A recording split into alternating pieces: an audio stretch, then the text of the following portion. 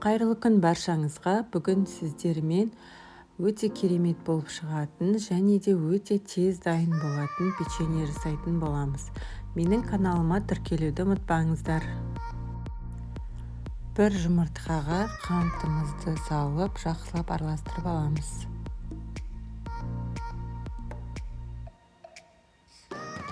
Оның үстіне айранымызды құямыз және де сұйық майымызды қосып, жақсылап араластырамыз.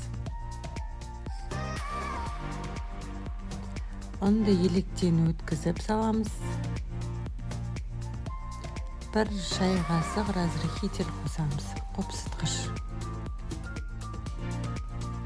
Осылай қамыр жасап аламыз және де қамырымызды жұқа етіп жаямыз.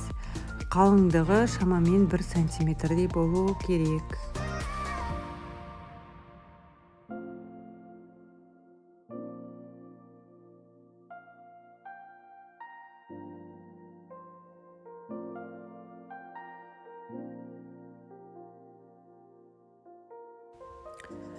Осылай ұсақ етіп, бір келге етіп бөліп шығамыз.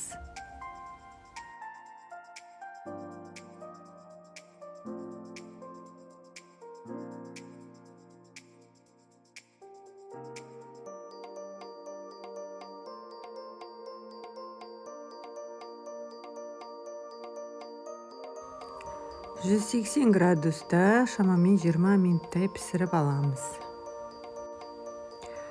Қыздар, шайға өте тез дайын болады. Міндетті түрде жасап көріңіздер.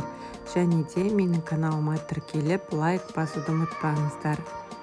Видеоны соңына дейін қарағандарыңызға рахмет. Аман болыңыздар.